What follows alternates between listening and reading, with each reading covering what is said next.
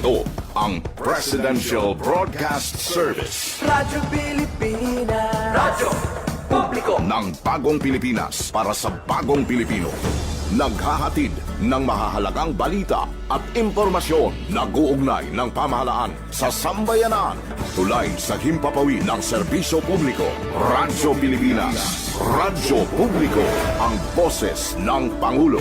Sa Iloilo, Radyo Pilipinas, 585 AM. Oras sa Radyo Pilipinas, Philippine Standard Time, alas 8:03 sa aga.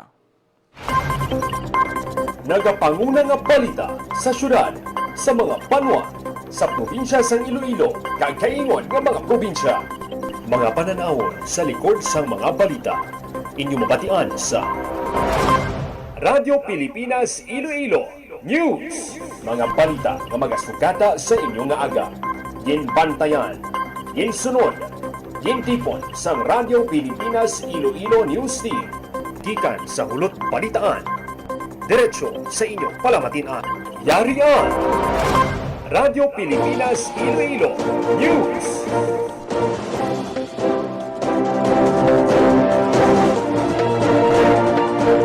Mayong aga Pilipinas, good morning Western Visayas. Welcome sa Radyo Pilipinas News. Bungadlaw sang Webes, Hunyo 4 na kita tuig 2026. Ako ang inyo tagbalita, Janelle Baclay, kagkaroon sa aton mga pangulong Regional kick-off sang Brigada Eskwela kag Learner Rights Initiative sa Western Visayas ginhiwat sa Maayon, Capiz. Mga senador nagpahamtang sang bag-o nga pinuno sang Senate committees. DA Chief ginpanindugan na kinahanglan dugangan ang pork import allocation. Commanding General sa Philippine Army nagbalik sa West Visayas State University agad maghatag inspirasyon sa mga awardees sa University Recognition Program. PRO6 ginpanugyanan ng kapulisan nga mag-obserba sang political neutrality sa tanan nga tion. Mga pumuluyo sa Island Barangay sa Guimaras nagbaton sang 2 ka milyon ka pesos nga DOLE Integrated Livelihood Program Assistance. Kag produksyon sang mais sa Rehiyon 6 nagsaka sang 6.5% sa una nga quarter sang 2026.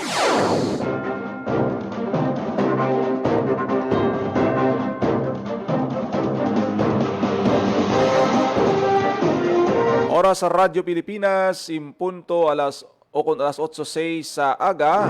Agkaroon sa detalye na sa aton mga balita lokal. Radyo Pilipinas News. Regional kick-off sang Brigada Eskwela kag Learner Rights Initiative sa Western Visayas ang ginhiwat sa Maayon, Capiz. Radyo Pilipinas. Radyo Pilipinas. Sa Report. detalye sang balita ni Marian Grace Erenieta. Ginhiwa sa Miyerkules, Hunyo 3 ang launching sa Brigada Eskwela 2026 kag Learner Rights and Protection o kon LRP on Wheels Regional Orientation kag launching man sang We Are Child Advocates for Resilience and Empathy o kon We Care program sa Maayon National High School. Ginpangunahan sa Department of Education Schools Division Office of Capiz ang launching sang Brigada Eskwela kag Learner Rights Initiative sa rehiyon. Ang Brigada Eskwela isa ka nationwide 5-day school maintenance kag preparation program nga ginainganyo ang mga stakeholders sa edukasyon, volunteers kag community partners sa pag-amot sa tion, panikasog kag resources agud masiguro nga ang mga pampubliko nga eskwelahan handa sa pagbukas sang klase.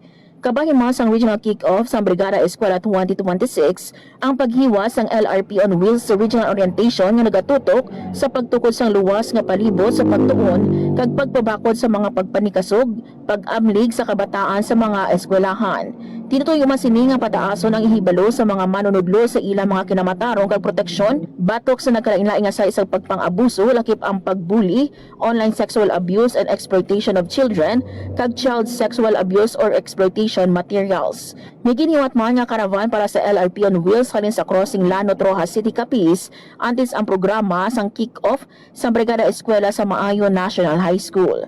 Samtang nagiwat man sang launching sang We Care program ang DepEd Region 6 nga nagapasanyog sang resilience, empathy and stronger child protection practices sa mga buruthuan.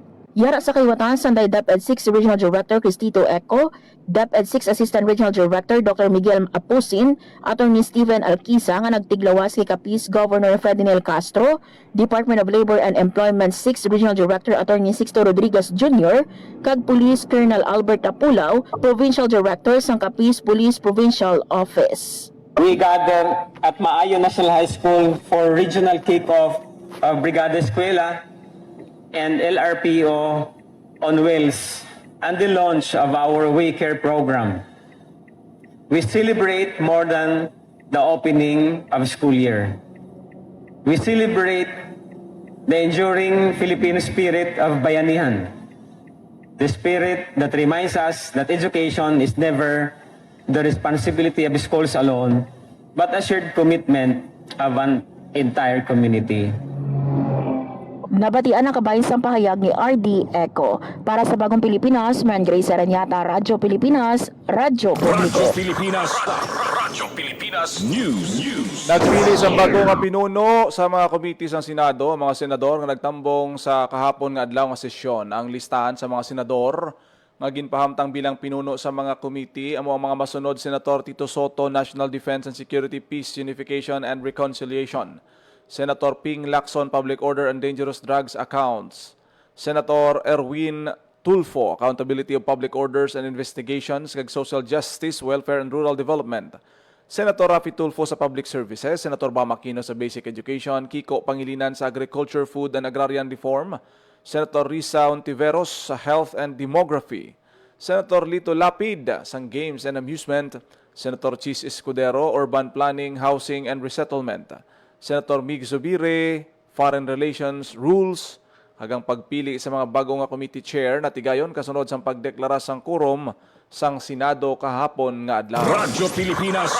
Radyo Pilipinas News. Gindepensahan ni Agriculture Secretary Francisco Chu Laurel Jr. ang plano nga dugangan ng pork import allocation sa idalom sang Executive Order 116. Suno kay Chu Laurel, importante nga tikang para mapunggan ang pagsakas ng presyo sang baboy sa tunga sa pamahog sang African swine fever nga nagabaskog ang inflationary pressures. Suno sa tiglikom, mas nagataas ang pamahog sa ASF sa tion nga tigululan nga posible makaapekto naman sa lokal nga produksyon sang baboy kay magaresulta sa kakulang sang supply. Ginatagman niya nga wala ginapatuman ang EO 116 bangod nagakinahanglan pa ini sang implementing rules and regulations. Sa idalom sang plano dugangan ang minimum access volume para sa pork imports para makabulig sa pagpapagon sang presyo kag mapasiguro ang bastante nga supply sang karne sa merkado. Radyo Pilipinas. Radyo Pilipinas News. Nagbalik sa iya alma mater nga West Visayas State University, WVSU, si Lieutenant General Antonio Nafarrete, Commanding General sa Philippine Army, agad magatag inspirasyon sa mga awardee bilang guest speaker sa University Recognition Program. Sa iya mensahe, gindayaw ni Nafarrete mga estudyante nga nagbaton sang awards bangod sa ila pagpaninguha nga naangkon sa pagkilala. Sunod sa opisyal ang pagkilala ng ilan na baton hindi lamang personal nga kadalagan, kundi makabulig man sa pag-uswag sang pungsod. Ginpahanumduman niya ang mga awardees nga ang matuod nga kadalagan hindi lang matako sa rangko o kung titulo, kundi sa pagpamuno sang kolaborasyon. Kaginpanugyanan man ang opisyal, sang opisyal ang mga awardees nga maging responsable nga leader, magserbisyo sa komunidad, kag maging instrumento sa positibo nga pagbago sa komunidad. Radyo Pilipinas. Radyo Pilipinas News. Ginpanugyanan sa Police Regional Office 6 ang tanan nga mga kapulisan nga mag-obserba sa political neutrality sa tanan nga tion. Sa opisyal nga pahayag sang PRO6 dapat i-uphold ang mataas nga standards sang disiplina kag profesionalismo, lakip na diri ang responsable nga paggamit sang social media. Ang mga personnel nga pahayag, ako ng mga personal nga pahayag ang hindi dapat magresulta sa partisan political activity, endorsement o kon opposition. Importante nga magsunod ang kapulisan agad mamaintenar ang pagsalig sa pumuluyo sa kapulisan. Ang PRO6 nagapabilin nga komitido sa pag-alagad kag pagbulig sa komunidad. Radyo Pilipinas. Radyo Pilipinas News. Sa iban pang balita, mga pumuluyo sa Island Barangay sa Guimaras nagbaton sang 2 million pesos nga DOLE Integrated Livelihood Program assistant. Radyo Pilipinas. Radyo Sa Pilipinas. detalye sa Report. balita ni Marian Grace Erenieta. Nagbaton sa 2 million pesos nga bilisang assistance ang 62 ka marginalized worker gikan sa barangay Panubulon, Nueva Valencia, Guimaras.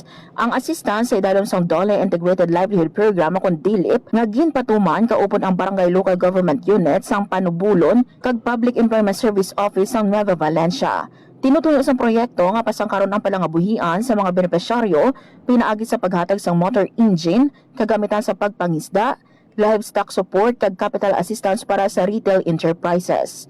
Makabenepisyo sa assistance ang mga mangingisda, mga senior citizen kag persons with disabilities. Kabahin ang assistance sa kampanya sang administrasyon ni Presidente Ferdinand R. Marcos Jr. nga maghatag sang inklusibo kag sustainable nga oportunidad sa palangabuhian sa mga pumuluyo nga yara sa malayo nga lugar. Para sa Bagong Pilipinas, Marian Grace Aranyata, Radyo Pilipinas, Radyo Publiko. Radyo Pilipinas. Radyo Pilipinas News. Produksyon sang mais sa Rehiyon 6 nagsaka sang 6.5% sa unang quarter sang tuig 2026. Radyo Pilipinas. Radyo Sa balita Pilipinas. ni JP Report. Herbas. Nagsaka ang produksyon sang mais sang rehiyon sa isa unang quarter sang 2026. Sandig sa report sang Philippine Statistics Authority o kung PSA Western Visayas, nagdangat sa 81,253 metriko tonelada ang nangin produksyon sa mais sang rehiyon humalin sang Enero tubtob Marso sining nga tuig. Ini ang mas mataas sa 6.5% sa 76,286 ka metriko tonelada nga nabalhag sa kasubong nga period sang 2025 sa mga probinsya. Nabalhag sang Iloilo ang pinakamataas nga produksyon nga nagdangat sa 51,910 ka metriko tonelada o kung sa 63.8% sang kabugusan nga produksyon sang rehiyon. Dugang pa sang PSA, pareho nga nakitaan sang pagsaka sa produksyon ang white kag yellow corn sa bugos nga rehiyon.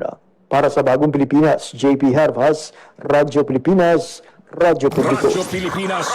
Radyo Pilipinas News.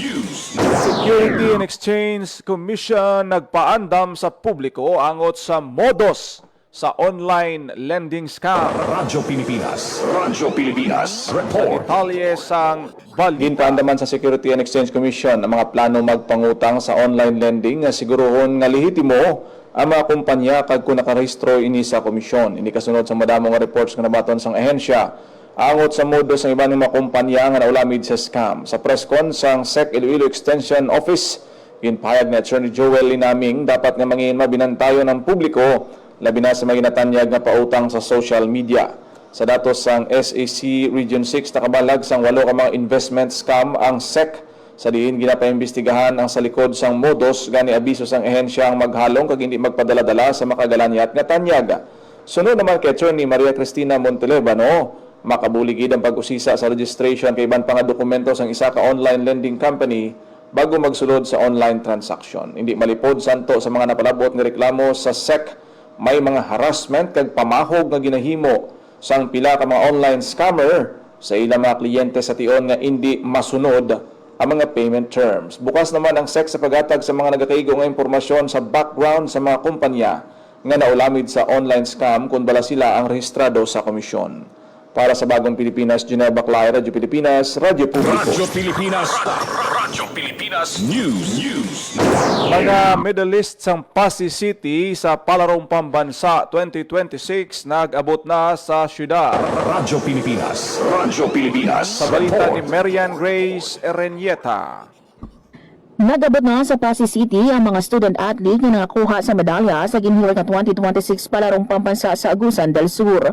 Lakip sa medalist Santa Princess Elijah Casas na nakakuha sang gold medal sa 42 kg Muay Thai kag silver medal naman sa Y Crew. Alexis John Servas nga nakakuha sang silver medal sa Muay Thai. Paul Heron ka nga silver medalist sa Muay Thai. Naris Alarilla Rivera Alimudyam nga nakakuha naman sang silver medal sa javelin throw. Kag Ruslan Pamplona nga nakakuha sang bronze medal sa Blitz Team Chess.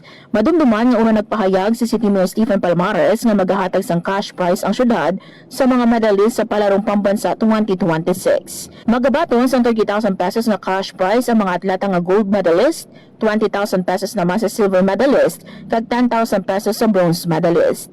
Ang mga coach kag trainer naman sa mga atleta nga nakakuha sang medal medal, makabaton sa tig 5,000 pesos nga cash incentives.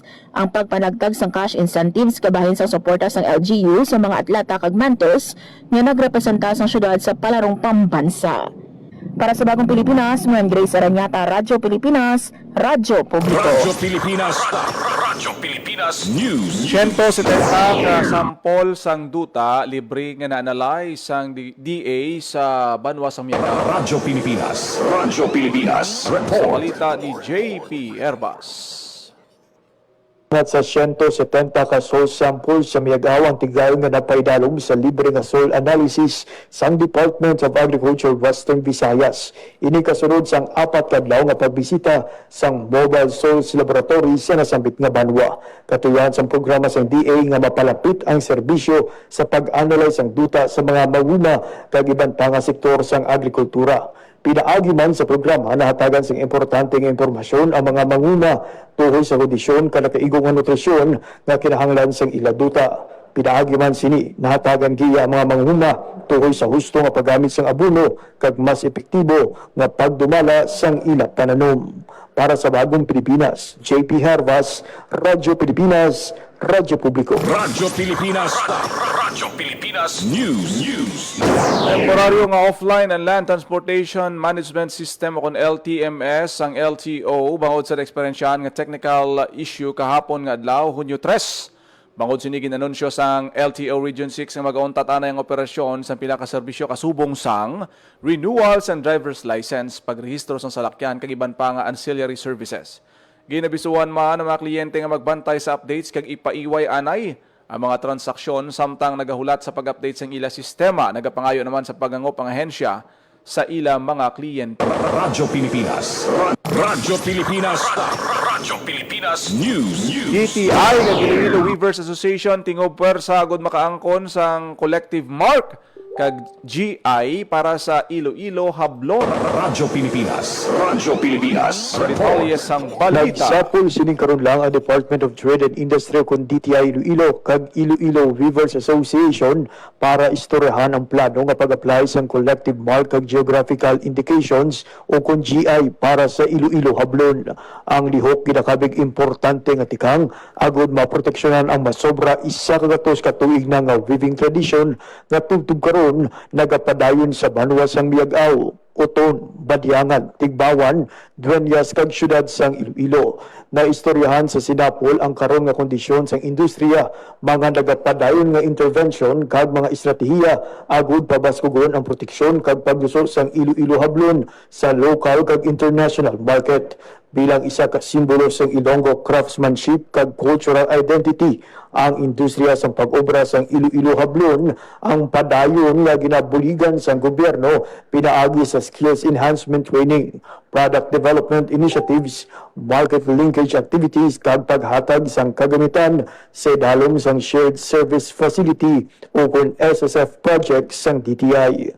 Para sa Bagong Pilipinas, JP Hervas, Radyo Pilipinas, Radyo Publiko. Radyo Pilipinas. Radyo Pilipinas News. 5 million pesos nga bulig para sa crab hatchery sa Banwasang Banate. Ginbato na sang Banate LG. Radyo Pilipinas. Radyo Pilipinas. Report. Hope to reach Nagbaton sang 5 million pesos nga bulig ang Banwasang Banate halin sa Iloilo Provincial Government para sa pagtukod sang Blue Swimming Crab Hatchery. Ginbato ni Mayor Peter Paul Gonzales ang cheque gikan kay Assistant Provincial Administrator Juanito Acanto Jr. sa turnover ceremony June 3. Ang pondo suporta para sa inisyal nga pagpatindog sang hatchery nga ginalantaw magapabaskog sang produksyon sa mga kasag kag magapabaskog sang palangabuyan sa mga mangingisda sa Banate. Kung madumduman, Enero pa lang sang tuig, ginpasalig na ni Governor Arthur Defensor Jr. ang paghatag suporta para sa Blue Swimming Crab sang LGU. Sang 2018, nakahatag man sang pareho nga suporta ang Kapitolyo para naman sa Banwasang Concepcion nga gininaugurahan sang 2023. Para sa Bagong Pilipinas, Hope Trichante, Radyo Pilipinas, Radyo Publiko. Radyo Pilipinas. Radyo Pilipinas News. Tourist arrival sa Boracay sa bulan sang Mayo nagsaka sang 4%. Radyo Pilipinas. Radyo Pilipinas Report. Kapanumbalik sa balita si Hope Torrichante. Nakabalhag sang pagtaas sa tourist arrival ang isla sang Boracay sa bulan sang Mayo sininga tuig 2026 pinaanggid sa pareho nga bulan sang 2025. Sandig sa datos sa Malay Boracay Tourism Office, naglabot sa 232,818 ang tourist arrival sang isla halin Mayo 1 tubtob Mayo 31, 2026. Mas mataas ini sang 4% o kun halos na 10,000 sa pareho nga period sang 2025 ngayara lamang sa 222,952. Samtang nagapabilin nga mataas ang domestic tourist arrival sang Mayo 2026 ngayara sa 207,617 samtang 22,961 naman ang foreign visitors. Para sa Bagong Pilipinas, Hope Trichante, Radyo Pilipinas, Radyo Publiko. Radyo Pilipinas. Radyo Pilipinas News. Pagpanguna sang kape gintudlo sa mga PDL sa Pototan. Radyo Pilipinas. Radyo Pilipinas Sa Report. balita. Ginhana sa pagpangumasang kape ang 30 ka persons deprived of liberty sa BJMP Pototan Male Dormitory bilang kabahin sang programa sang Iloilo Provincial Government nga nagatuyo nga maghatag palangabuyan kag bag-o nga paglaom sa ila pagbalik sa komunidad kag mapasangkad ang industriya sang kape sa probinsya. Ginpangunahan sang Provincial Agriculture Office ang aktibidad PDL Restart, Rehabilitation, Empowerment, Social Transformation, and Reintegration Track Program. Ginhana sa mga PDL sa Coffee Nursery Establishment and Maintenance, Coffee Plantation Management and Maintenance, Coffee Propagation Techniques, kag Coffee Harvesting, Processing, and Storage. Para sa Bagong Pilipinas, Hope Trichante, Radyo Pilipinas, Radyo Publiko. Radyo Pilipinas. Radyo Pilipinas News. Oras sa Radyo Pilipinas, Philippine Standard Time, alas 8:25 na sa Radyo Pilipinas. Radyo Pilipinas. Lagi nyo nabatian ang detalye sa managapanguna nga balita sa pagpangalagad sang Radyo Pilipinas News subong adlaw sang Webes, June 4, 2026 sa dugang pangabalita kag impormasyon. Please share, follow kag like lang sa aton Facebook page, Radyo Pilipinas Iloilo kag Radyo Pilipinas Community Group. Salamat gid sa mga nagaupod sa aton siniya nga pagpangalagad subong nga aga paagi sa aton siniya nga Facebook Live. Kita karon sa programa Iloilo Morning kada aga ako nagid lamang inyo alagad ang inyo tagbalita Janelle Baclay. Mayong aga Pilipinas. God bless Iloilo. Ang inyong tulay sa himpapawid ng serbisyo publiko. Ang Presidential Broadcast Service, Radyo Pilipinas, Radyo Publiko. Radyo Pilipinas. Radyo Publiko. Kinilala ng pang-international at prestigyosong Asia Pacific Broadcasting Plus Awards 2025 para sa kategorya ng Government Streaming. Ito ay dahil sa epektibo nitong pagsasanib ng mga tradisyonal na media tulad ng telebisyon, radyo at print para masabayan ang mabilis na pag-inog ng mundo ng digital at social media tungo sa mas epektibong paghahatid ng mahahalaga at napapanahong mga impormasyon sa mamamayang Pilipino. Kinilala rin ang Radyo Pilipinas dahil sa patuloy na pag-akyat ng rating. Ngayon ay matatag sa pang-4 na pwesto sa Mega Manila ayon sa pinakahuling Nielsen Radio Audience Measurement Survey. At sa social media, nakamit ang mahigit 2,000% pagtaas ng bilang ng mga sumusubaybay sa Radyo Pilipinas page sa unang bahagi ng 2025. Patunay ito na ang inyong Radyo Pilipinas, Radyo Publiko ay tunay na kaagapay ng inyong pamahalaan sa paghahatid ng serbisyo sa mga mamamayang Pilipino. Mula sa aming lahat, sa ngalan ng inyong pamunuan at mga kawani ng Presidential Broadcast Service, kasama ang inyong mga himpilan ng Radyo Pilipinas sa buong kapuluan. Maraming salamat po sa inyong lahat, sa inyong pagtangkilik at pagkilala. Radyo Pilipinas. Radyo Publiko. Maging fuel efficient sa wastong pressure ng gulong at pagset ng thermostat ng aircon